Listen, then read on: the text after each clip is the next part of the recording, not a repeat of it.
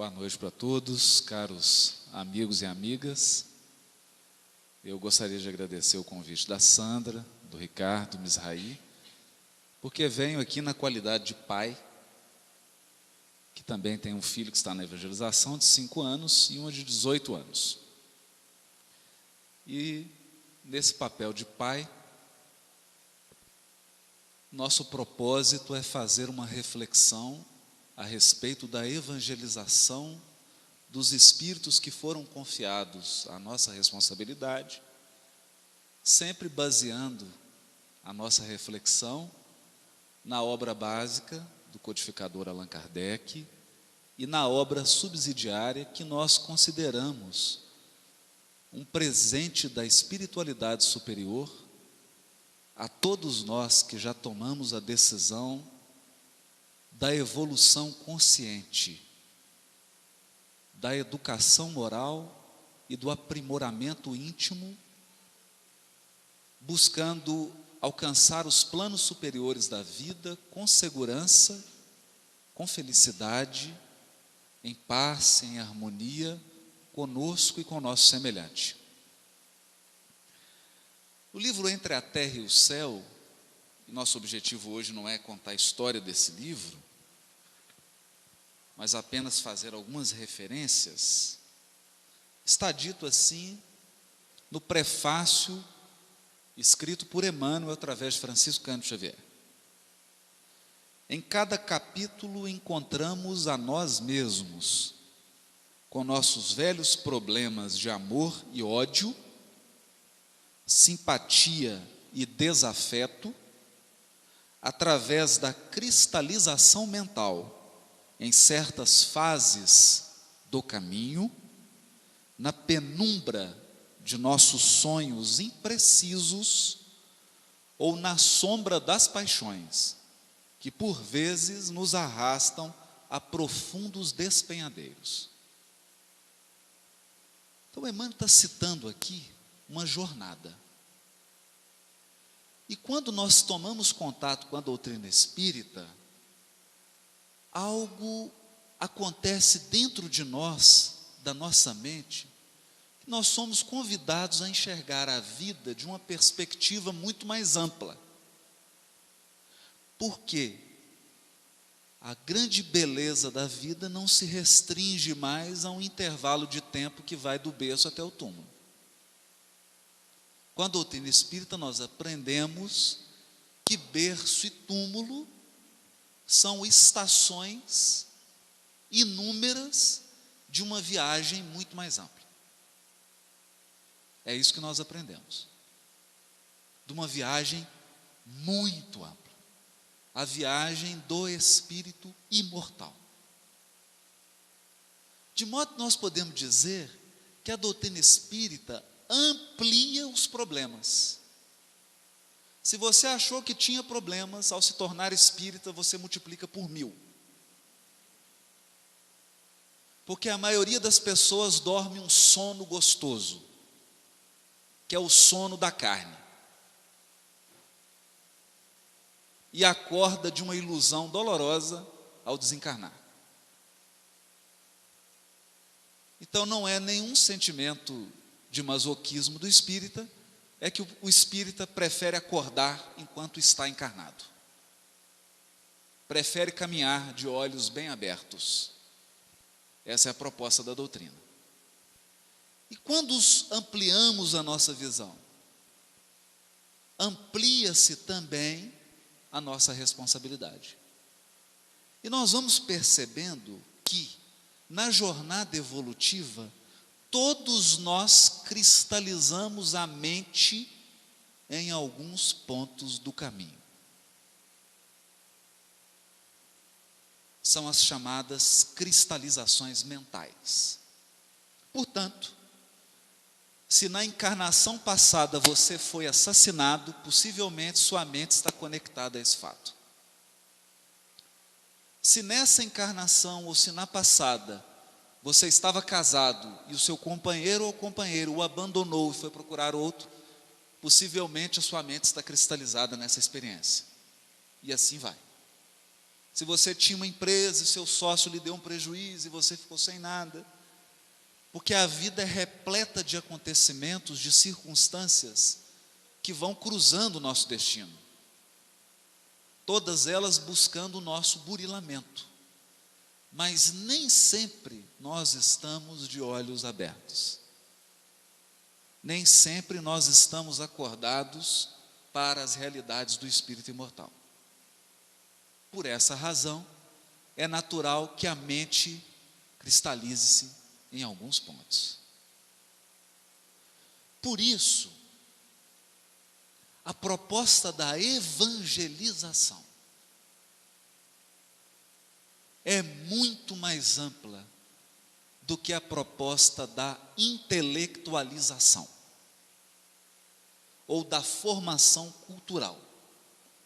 Não obstante, nós sejamos dos primeiros a reconhecer a importância da educação, da formação cultural, porque entendemos que o conhecimento intelectual sensibiliza a criatura, torna ela alguém civilizado, sensível, culturalmente aberto, uma pessoa arejada, mas isso não é suficiente.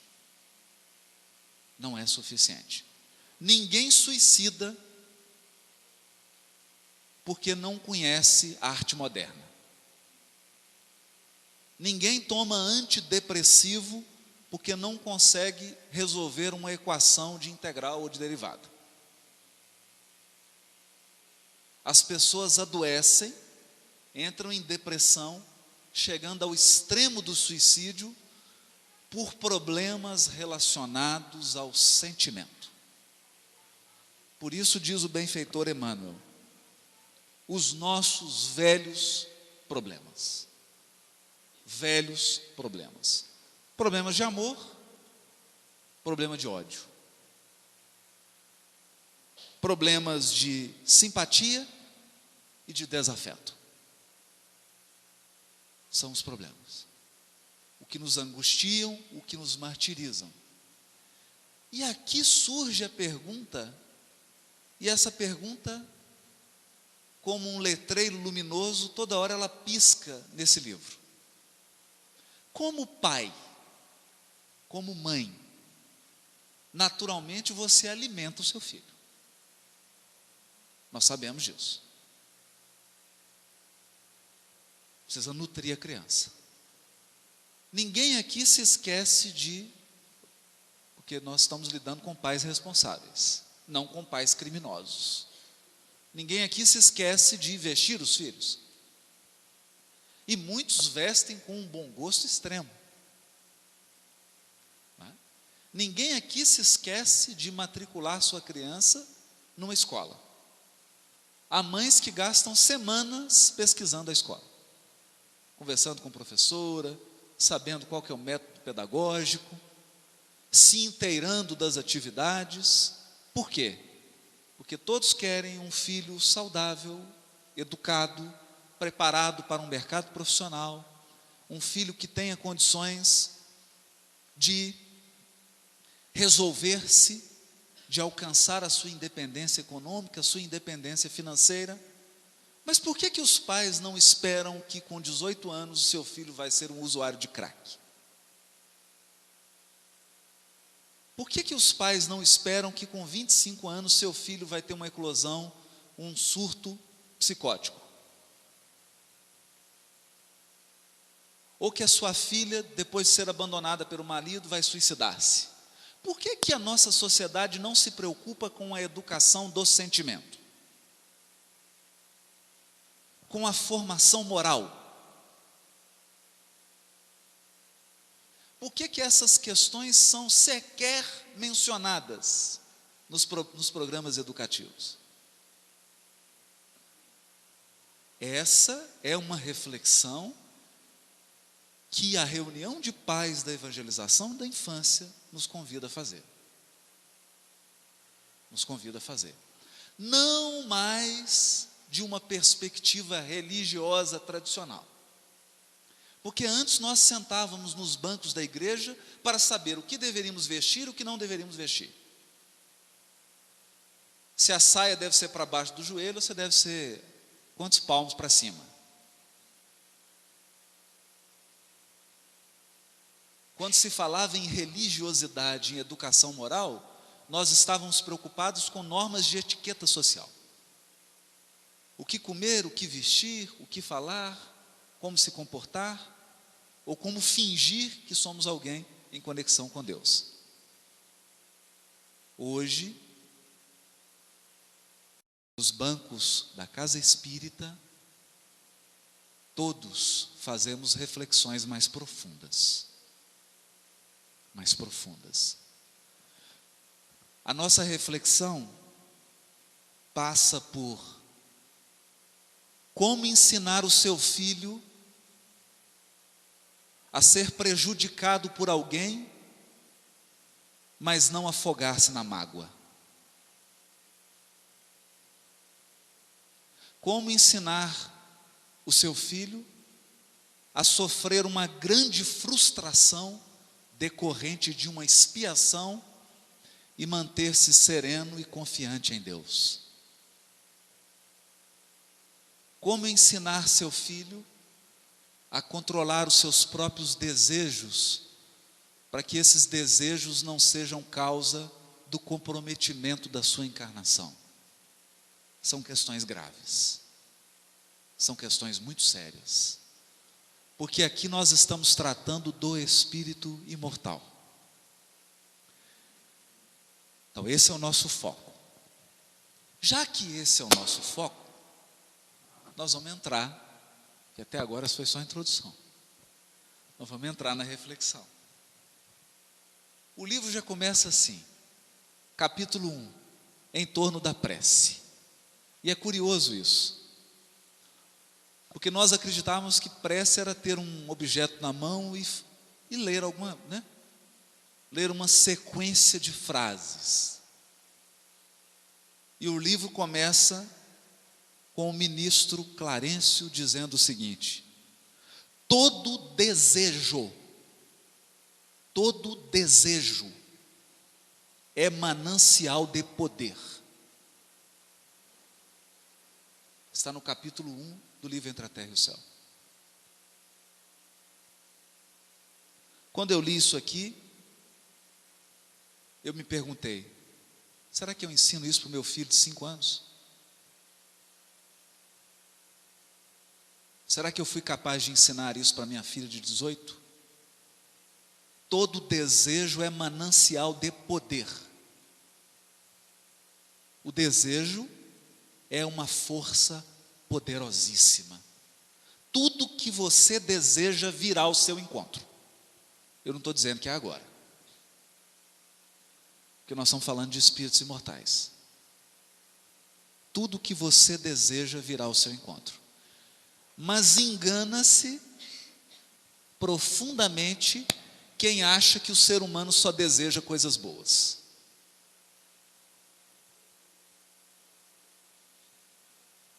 A maioria dos nossos desejos são um tormento.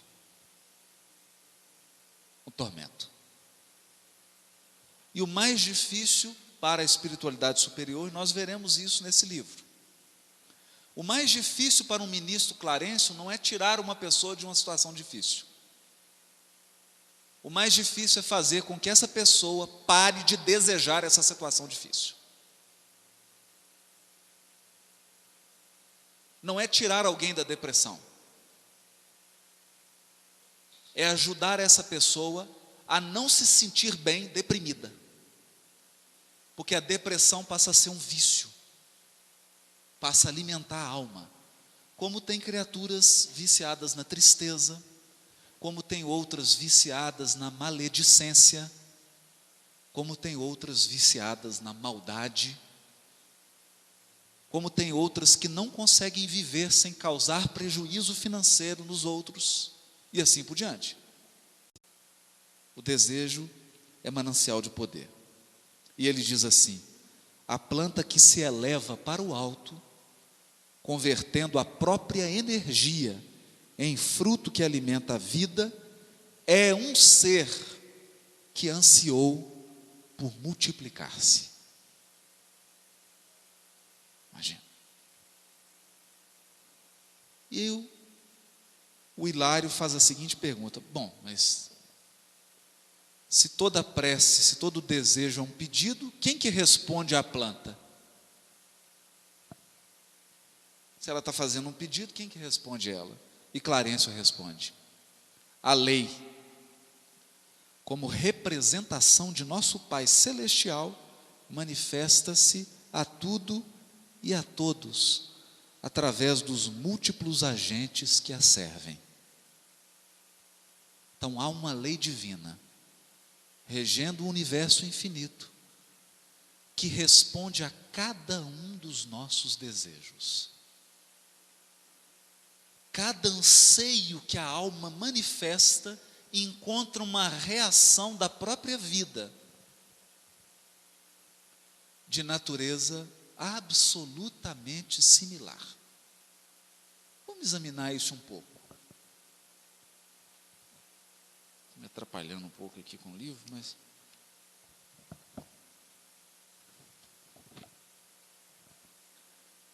Clarencio prossegue: em nome de Deus, as criaturas, tanto quanto possível, atendem às criaturas. Atendem às criaturas. Olha que interessante isso. Assim como possuímos em eletricidade os transformadores de energia para o adequado aproveitamento da força, temos igualmente em todos os domínios do universo os transformadores da bênção, do socorro, do esclarecimento. As correntes centrais da vida partem do Todo-Poderoso e descem em fluxo, transubstanciadas de maneira infinita. Da luz suprema à treva total e vice-versa, temos o fluxo e o refluxo do sopro do Criador, através de seres incontáveis, escalonados em todos os tons do instinto, da inteligência, da razão, da humanidade e da angelitude. Então, vamos esmiuçar isso aqui um pouco. A primeira coisa que eu aprendi com esse texto é que nessa jornada você pode estar no instinto, ainda numa faixa animal, e não nos enganemos, há muitas pessoas andando na Savassi de terno e gravata, cuja sintonia mental é a mesma de uma fera no zoológico. Está ainda no estágio do instinto absoluto. Temos outras que estão na fase da inteligência.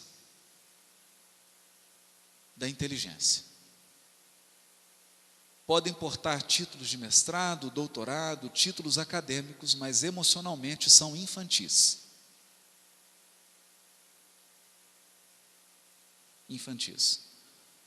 Se fizéssemos uma avaliação, ele entraria no primeiro período da evangelização da infância do Manuel Felipe Santiago. Temos outros que já estão na idade da razão, que, segundo o benfeitor Clarencio aqui, ao que ele dá a entender, é um passo à frente da inteligência. Porque aqui, naturalmente, ele está falando da razão que se encaminha para a sabedoria, do uso da inteligência em conformidade com a lei divina. Temos os seres que já são seres humanos, estão à frente de nós outros. Porque quando nós falamos de evangelização, nós estamos buscando transformar as nossas crianças em seres humanos de verdade. Torná-los humanos. E mais adiante, quando alcançarmos esse patamar de humanidade, nós começaremos a trilhar os degraus da angelitude. Por enquanto, inabordável para a nossa compreensão. Quando falamos de Irmã Dulce, de Madre Teresa de Calcutá, de Chico Xavier, de Gandhi, nós estamos falando de patamares de humanidade, não de angelitude. Humanidade. E aí diz Clarencio assim: cada prece, tanto quanto cada emissão de força, se caracteriza por determinado potencial de frequência, e todos estamos cercados por inteligências capazes de sintonizar com nosso apelo à maneira de estações receptoras. Sabemos que a humanidade universal, nos infinitos mundos da grandeza cósmica, está constituída pelas criaturas de Deus em diversas idades e posições. Então, nesse conceito de Clarencio, cada um de nós é uma potência emissora e receptora. Os nossos desejos e os nossos pensamentos ditam a frequência. A companhia espiritual é consequência. Por isso, vamos voltar um pouquinho mais aqui. Por isso o trabalho da evangelização da infância é um trabalho um pouco mais intricado. Um pouco mais intricado. O que acontece conosco? Vamos resumir então até o que agora nós falamos, para podermos avançar. Deus, na sua sabedoria infinita, manda espíritos bastante experimentados, porque nós somos espíritos milenares, com experiências múltiplas, algumas felizes e outras muito infelizes, mas quando Deus envia esses seres numa nova jornada, coloca em corpinhos que são realmente muito bonitinhos. Então você olha para aquela coisinha gostosa e você fala: meu Deus, que coisa linda. É meu nenenzinho. É o filhinho que você está trazendo para a evangelização. E se é uma menina, então as mães enfeitam, põem um vestidinho e lacinho, aí os meninos põem um tênis, você fala: é lindo demais. Oh meu Deus, e os pais ficam babando, né? E os filhos indo para a evangelização. E é bom que seja assim. É bom que seja assim. Porque se nós tivéssemos acesso a 10 reencarnações anteriores dos nossos filhos, poderia sermos tomados por um desânimo geral no que diz respeito à tarefa da maternidade. Se nós pudéssemos penetrar. E por que Deus faz isso? Porque quer nos esconder? Durante muito tempo eu cheguei a pensar que o esquecimento era um anestésico. Sabe quando você vai fazer uma cirurgia bem dolorosa e te anestesia? Então eu imaginava que fosse isso. Você reencarna e é anestesiado para que não doa muito. Mas não é isso. Não é isso. O esquecimento é o maior convite de Deus à renovação. E ninguém renova se não parar de olhar para trás.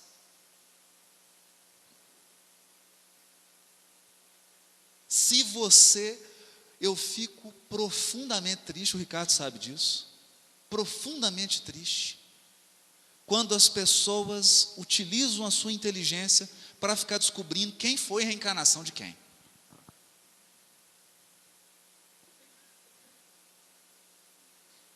Porque isso é reavivar a cristalização. A pessoa mais importante que você foi é o que você é agora.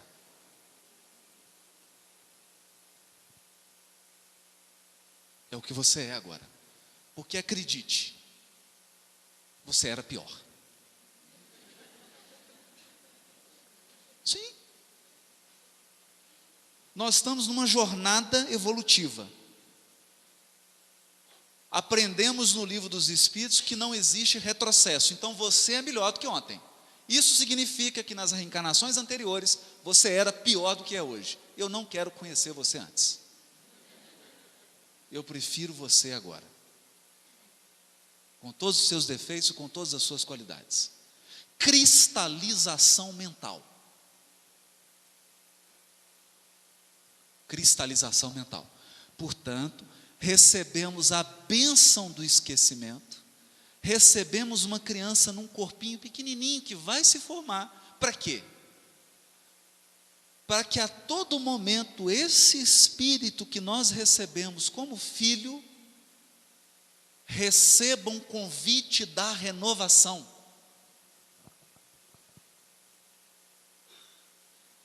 A infância é o mais belo canto nos convidando à renovação. Você renova o corpo, você renova muita coisa. E a todo momento o reaprender, o voltar a andar, o voltar a falar, o aprender de novo, é uma maneira de fazer tudo diferente. A pergunta é, como pai, como mãe, qual tem sido o seu papel nisso?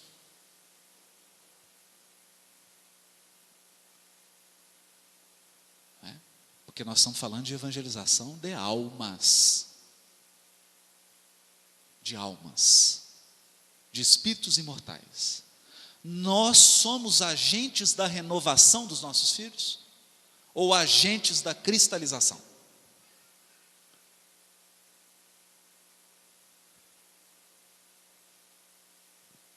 Essa é a pergunta.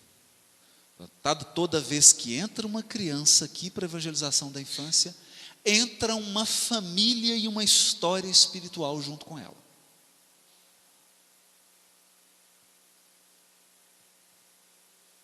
Não é? Então, eu estou falando assim mais duro, o Ricardo deixou, porque era reunião de pais. Ele falou, não, é reunião para pais, então você pode falar mais duro. Então eu estou dizendo que pode ter nascido na sua casa um comerciante astuto que deu prejuízo em 100 pessoas e que tem um problema danado com dinheiro.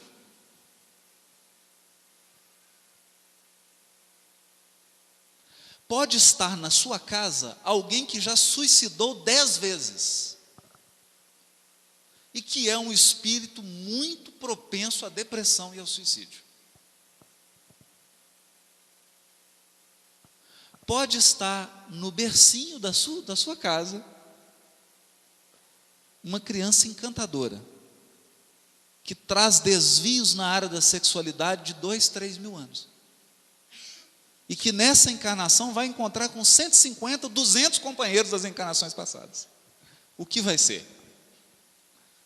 Alguns eles já começam a encontrar na evangelização. Eles entram na salinha, um olha para o outro e o olhinho brilha, né? Assustar? Não. Renovar.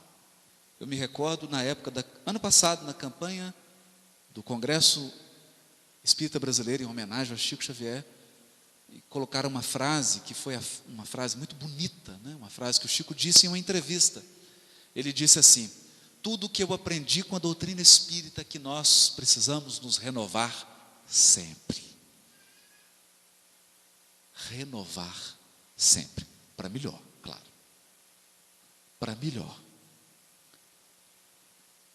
Porque se não for para melhor, para que alterar? Alterar para piorar? Não, para melhorar. Então, é essa a responsabilidade. E isso não passa,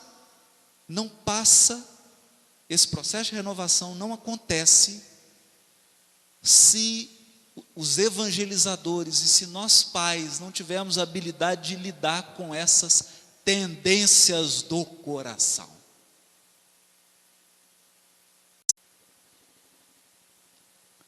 Impulsos e desejos que a criança manifesta. Pendores, características que são dela. e que são um letreiro. Às vezes só a gente que é pai e mãe não enxerga, né? Só a gente que não enxerga. O melhor treino, às vezes, é trocar de filho por um dia, né? Porque você cataloga em meia hora todos os defeitos do filho do seu colega. Mas não somos capazes de identificar um ou dois do nosso. Porque a criança estampa. A criança pede o concurso para a renovação. Imagine, se eu desencarnasse hoje, fosse nascer daqui 5 anos, tivesse a oportunidade de conversar com os meus pais, eu ia ter uma conversa muito franca, muito tensa com eles. Eu só ia pedir para eles o seguinte: pelo amor de Deus, não me deixa cair de novo. Eu quero acertar dessa vez.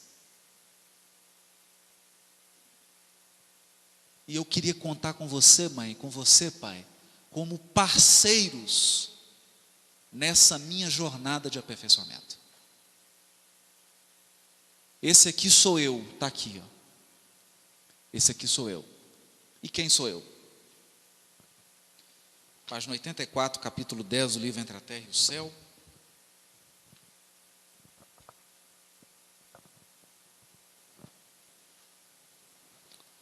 Hilário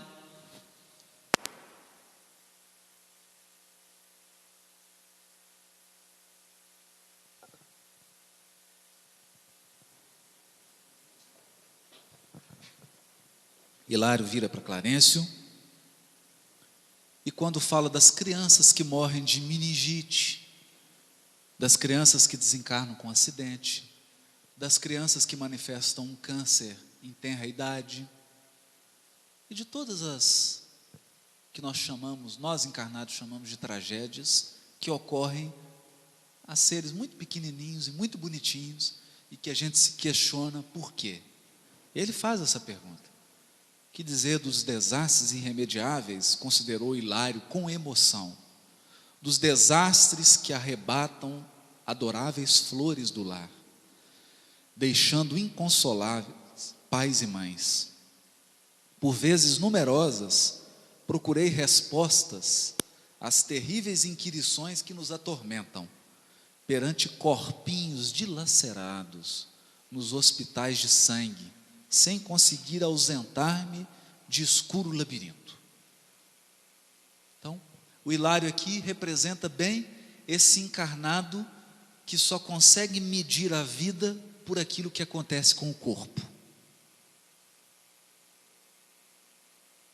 Nós avaliamos a vida pelo que acontece com o corpo. Então, se eu quebrei o dedo, sofri uma tragédia. Quebrei a perna, não posso trabalhar. E às vezes a espiritualidade está assim, graças a Deus. Ainda bem que quebrou a perna. Porque estava para fazer a maior bobagem da encarnação dele. Então o Hilário representa isso. Vem então Clarencio com os olhos do espírito imortal e responde para ele: cada qual de nós renasce na terra, apreciou o ministro, a exprimir na matéria densa no corpo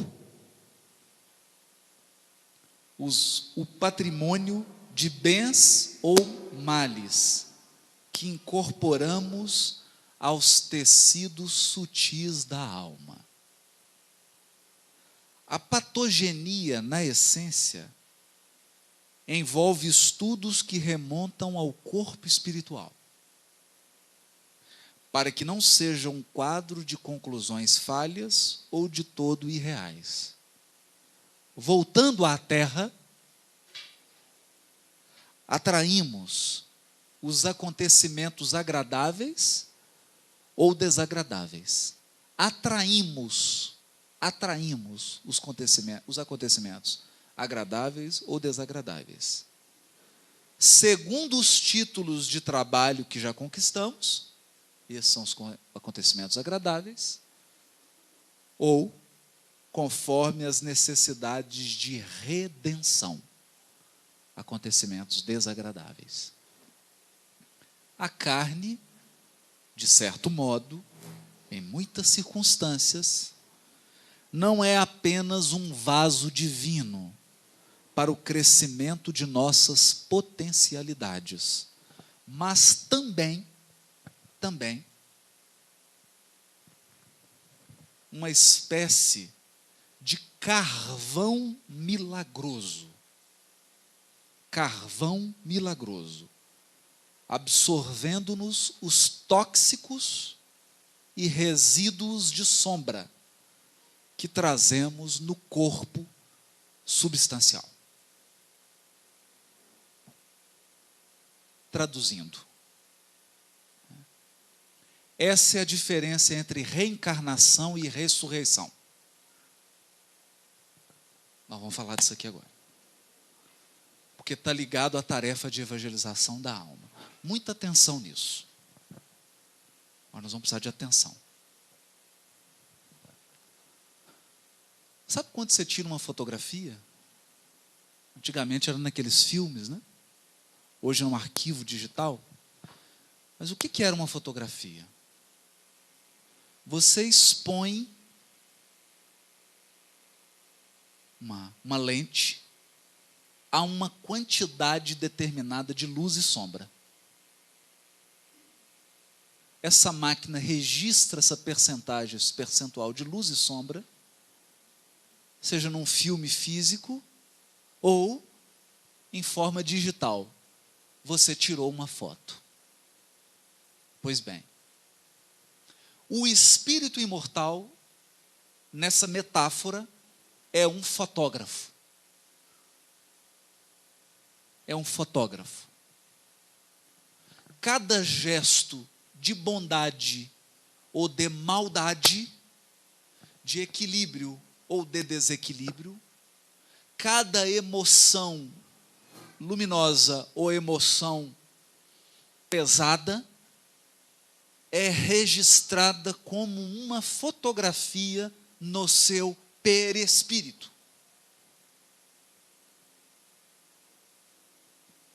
Está no seu perispírito. Está lá registrado. Aquilo é um imã. Um imã. Aquilo é um imã.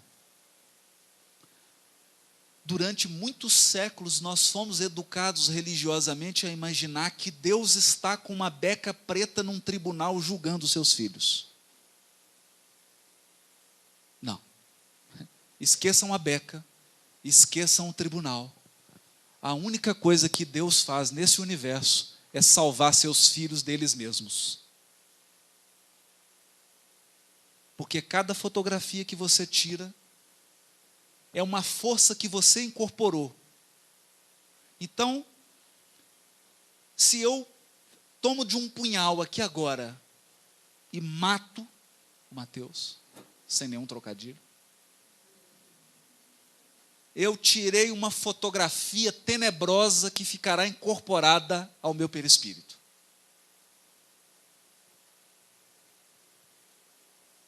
Por um mecanismo absolutamente sábio da lei divina, eu emito ondas de assassinato, onde eu estiver.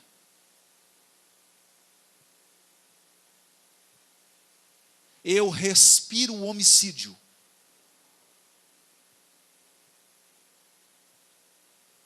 É isso. Aqueles que lesaram financeiramente os outros, eles emitem ondas de lesão. Ele pode parar, tem 500 carros parados aqui, o dele é que o vidro vai ser quebrado.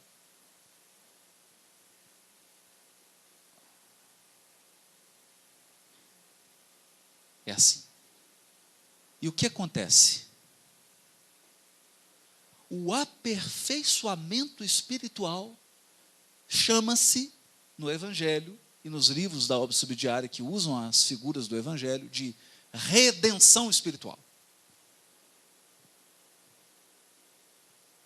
Redenção espiritual é quando você atinge um nível de evolução espiritual que você não precisa mais dos filtros da carne. Hã? Não, eu não estou falando grego. O que é isso? Eu chego no plano espiritual. Os benfeitores olham para mim, pelo cheiro que eu emito, e não adianta perfume francês, pela cor que eu emito, pela densidade da vibração que eu emito, eles olham e falam assim, vou pegar minha mulher, senão alguém pode ficar chateado, né? Vou dar um exemplo ruim, né? Olha, essa aqui já enganou 20 maridos, já praticou tantos abortos, já fez isso, está gravado. Esse aqui já lesou 50 sócios, já matou não sei quantos, já tomou esposa de 20, já fez isso, fez isso, fez isso. Está gravado.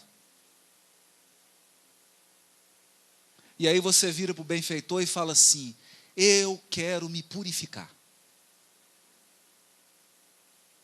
Eu quero lavar minha alma, literalmente. Eu preciso lavar meu perispírito, lavar. O que eu faço?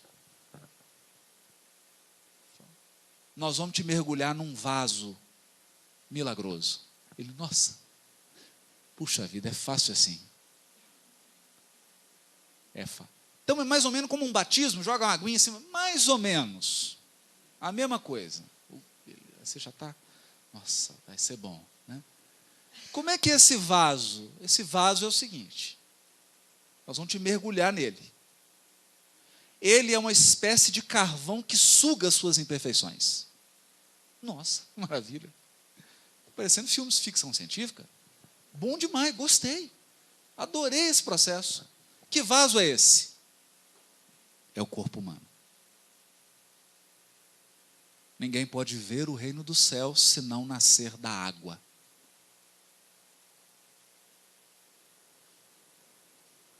Aí vem aquele espírito e os pais estão bonitinhos, ele vem com a paralisia cerebral. Aí os pais entram aqui na casa espírita e choram quando conversam com a gente. E a gente fala para eles, solta foguete e faz uma festa. Porque o perispírito do seu filho está sendo limpo. O espírito do seu filho está sendo purificado. É isso que Clarence está falando.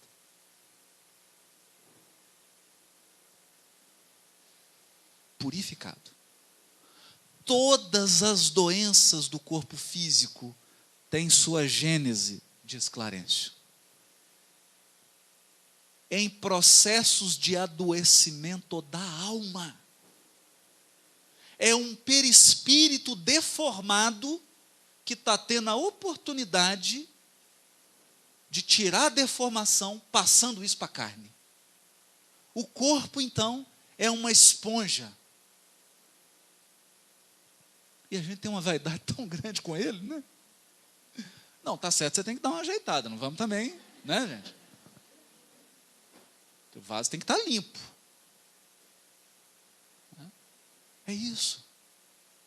Aí você se pergunta, por que aquela pessoa tinha 5 pessoas no carro, e caiu, o carro capotou 20 vezes, só ele desencarnou?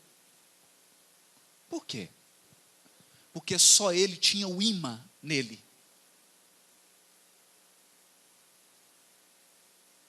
Há 50 carros estacionados no Mineirão, aquele foi arranhado. Coincidência?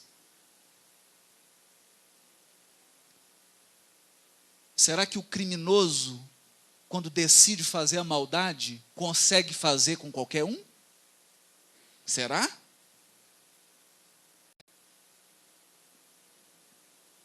Será? Será que a lei divina cochila? Ou há um processo de absoluta sintonia? De absoluta sintonia. Por que nós estamos falando disso?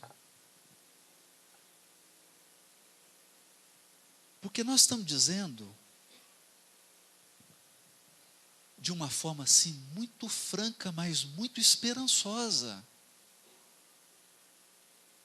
Muito franca, mas muito esperançosa. Porque a doutrina espírita é o consolador prometido. Então, se ela não nos deixa dormir, talvez se você quiser dormir, não vai ser aqui. Mas ela também não nos deixa desconsolados. Entende? O trabalho da paternidade e da maternidade se amplia. Eu passo a ver meu filho como um irmão com o qual eu me comprometi a ajudá-lo nesse processo de limpeza espiritual que ele está inserido, tanto quanto eu. Me recordo do ano retrasado, ano passado, quando fui a Goiás, encontrei um casal de amigos maravilhosos e tinham acabado de perder uma filha de 22 anos num acidente. Uma moça que ajudava na Federação Espírita de Goiás, que trabalhava, eu a conheci, almocei com ela num encontro, uma moça linda. Era a alegria da casa, né? Por causa do sorriso aberto, do jeito expansivo dela. Né? E, no entanto, uma semana antes, ela mandou uma carta para as melhores amigas se despedindo. Na mocidade espírita, ela disse que iria desencarnar cedo e que seria através de acidente. E ela desencarnou no dia do aniversário do pai e deixou um bilhete para o pai e para a mãe, dizendo adeus para eles. E agradecendo por tudo que eles fizeram.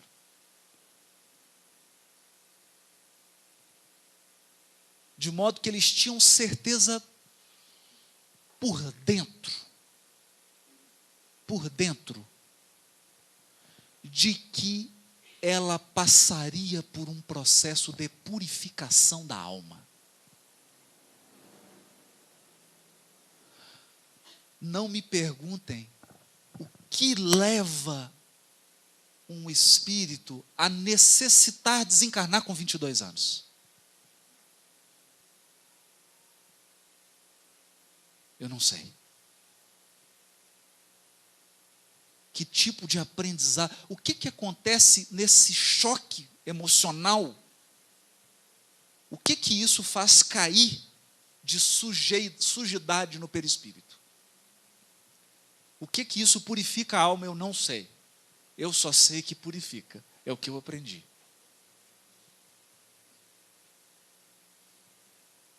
É o que purifica.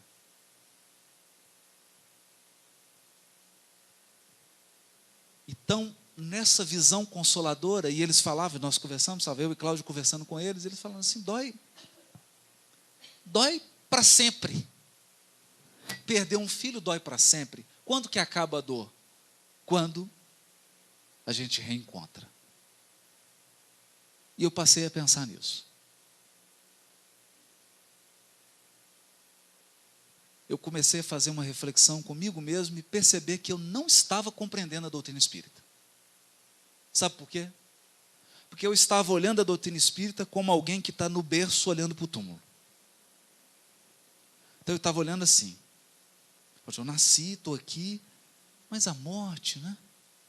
Puxa vida, a morte, a doença, isso. Eu estou olhando daqui.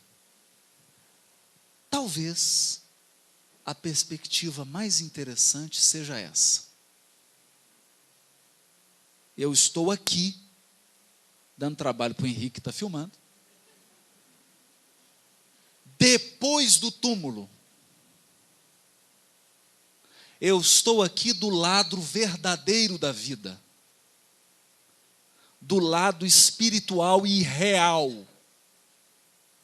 Olhando para os que vêm vindo. Porque encarnar faz parte do efeito sonoro, né? Encarnar é uma viagem. É um bilhetinho que você compra. pode olhar aí que no verso tem a volta. Mas fica tranquilo, a data está apagada. Você compra a ida e volta. Ida e volta. Então a perspectiva de quem olha aqui, se eu olhei aqui, daqui, eu penso assim, os meus amigos de Goiás vieram antes, a filha foi depois, mas ela voltou antes.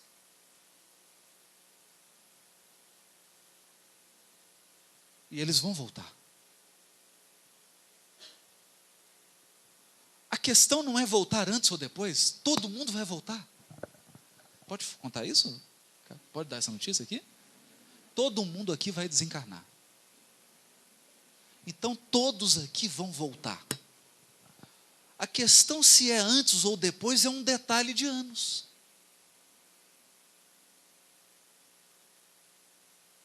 De anos. E aí nós vamos fazer igual a passagem da mulher que foi pega em adultério, né?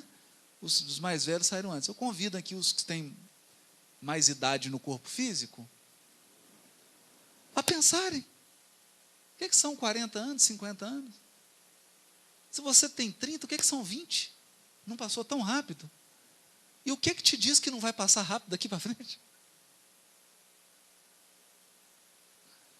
20 anos para frente, 30 para frente, podem voar nos seus olhos, podem voar diante de você. Então, voltar antes ou depois é apenas uma questão de um estalar de dedos.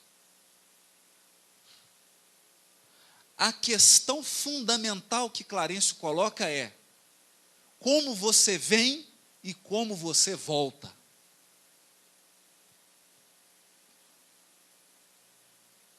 Você vai voltar. Querendo ou não querendo, gostando ou não gostando. Como vai voltar? Como que o filho que foi entregue para nós vai voltar?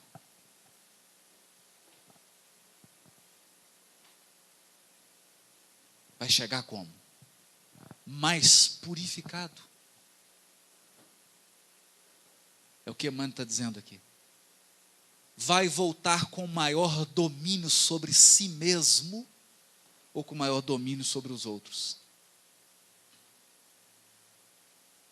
Porque a nossa sociedade só nos ensina a ter poder sobre os outros, mas não ensina nenhum poder sobre nós mesmos, sobre os nossos desejos,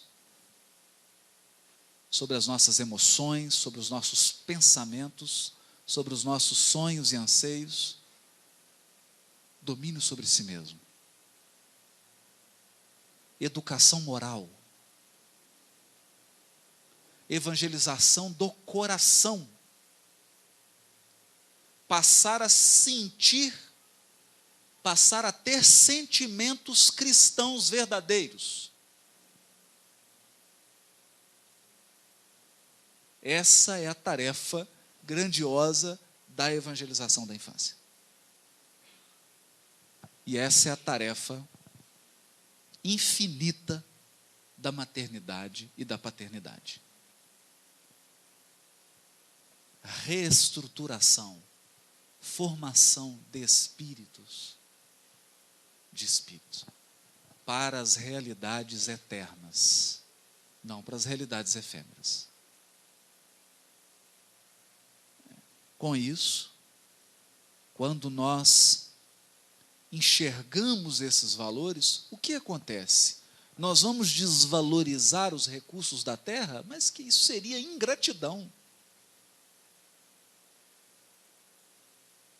Desvalorizar o corpo físico, desvalorizar os recursos materiais, desvalorizar as oportunidades de trabalho, e tudo que existe no mundo material é ingratidão. Porque todos os recursos estão aqui para favorecerem o nosso aprimoramento. E acreditem, por mais que pareçam enormes, os recursos que existem na Terra são um grãozinho de areia diante das riquezas do universo infinito.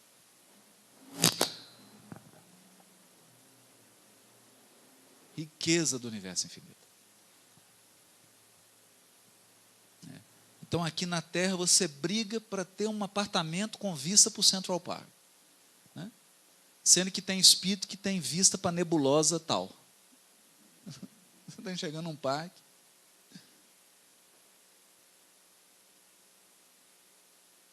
É uma riqueza imensa.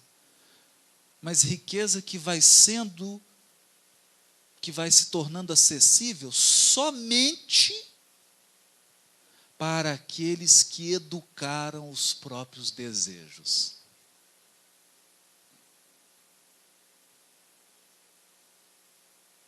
Educaram os próprios desejos.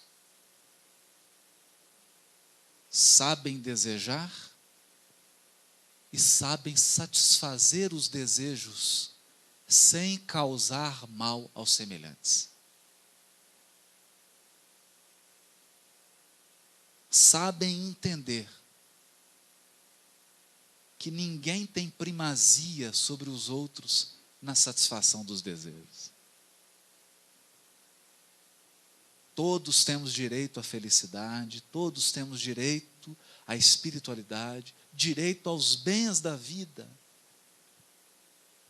Essa é a lição de Jesus. Essa é a lição de Jesus. Por isso Chico dizia que ele ficava muito preocupado quando via crianças pequenas e os pais davam um lápis, alguma coisa para desenhar, um papel, e eles viam essas crianças rasgando numa agressividade, porque ficava preocupado que os pais não estavam percebendo o seu verdadeiro papel de educadores do espírito.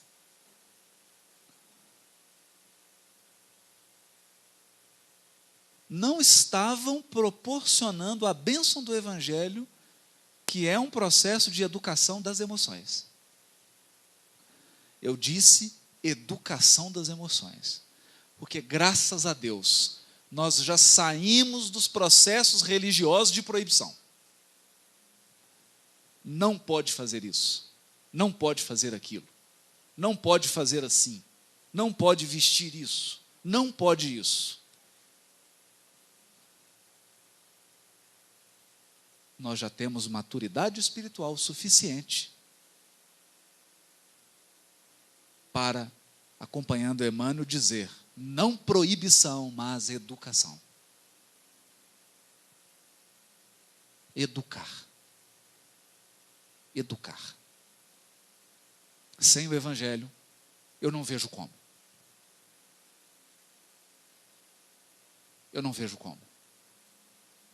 Eu já vi pessoas envernizadas, é diferente.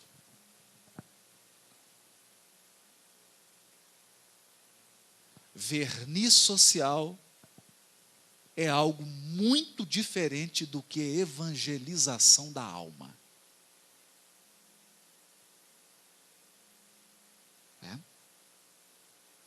Porque a evolução do espírito não é medida pela etiqueta que você tem. Conquanto isso seja importante. Civilização, educação, etiqueta, isso é muito importante. Muito importante. Esse país seria outro se tivesse um pouquinho mais. Mas não é suficiente. Não é suficiente.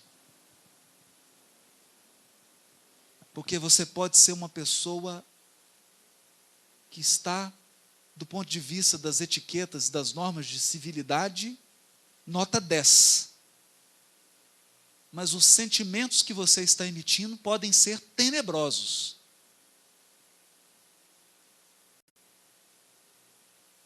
Então existe formosura física e formosura da alma.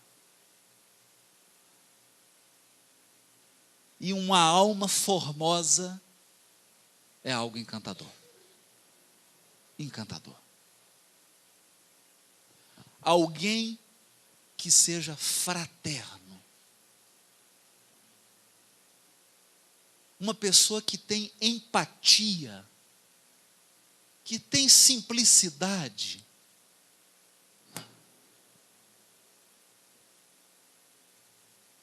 que é capaz de perdoar, que é capaz de relevar os defeitos, é de fato uma alma formosa. Uma alma formosa. Uma alma em que o Evangelho deixou de ser um livro, e passou a ser um roteiro. Um roteiro. A coisa mais bonita que eu considero hoje, a experiência mais bonita com relação ao Evangelho, depois de ler o Evangelho em grego, de ler em inglês, em português, em tudo quanto é língua, em manuscrito, em tudo, a coisa que mais emociona, me emociona hoje, é ler o Evangelho em alguém.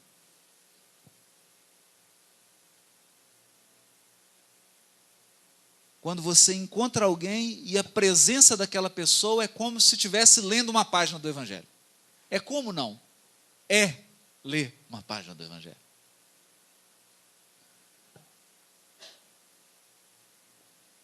Porque, como dizia o Honório, o Evangelho sai de fora e passa a viver dentro. Eu tenho certeza que esse é o desejo dos amigos espirituais que dirigem essa casa quando uma criança é colocada sob a responsabilidade deles. O maior desejo deles é que essas crianças que estão lá, inclusive meu filho, consigam expressar o Evangelho na alma delas. Consigam expressar uma espécie de formosura espiritual que só as almas evangelizadas têm.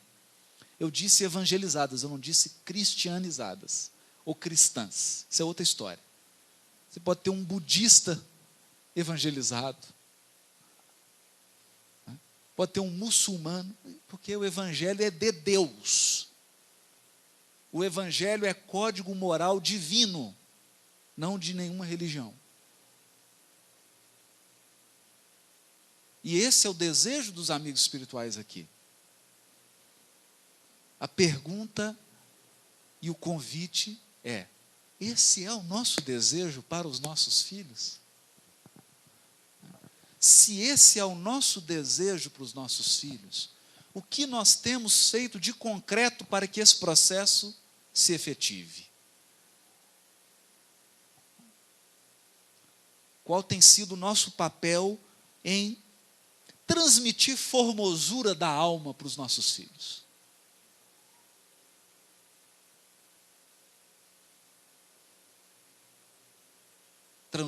Transmitir formosura da alma. Não dizer para ele: olha, isso é certo, isso é errado. Não. Meu filho, uma pessoa de bem, evangelizada, não faria isso.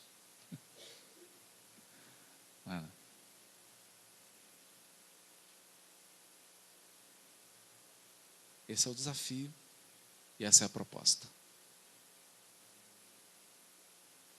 Lembrando também que nós estamos compartilhando. Deus não vai entregar para o Haroldo Dutra Dias a tarefa de formar um anjo, porque eu não tenho recursos para isso. De modo que nós recebemos os Espíritos que precisam das lições que nós já temos condições de transmitir. Não há pai, não há mãe melhor para o seu filho do que você.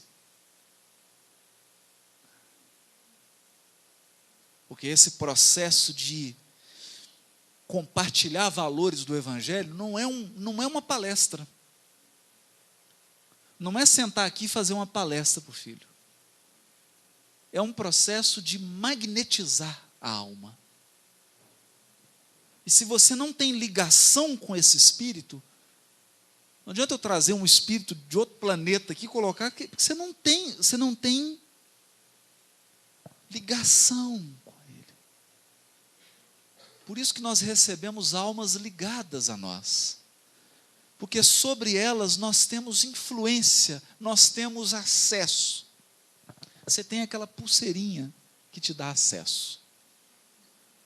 Porque isso foi construído através dos séculos. E aí nós terminamos com a lição de Clarencio. Somos transformadores da divindade. Deus é um sol infinito, mas nós podemos refletir, nem que seja um pouquinho, da luz divina.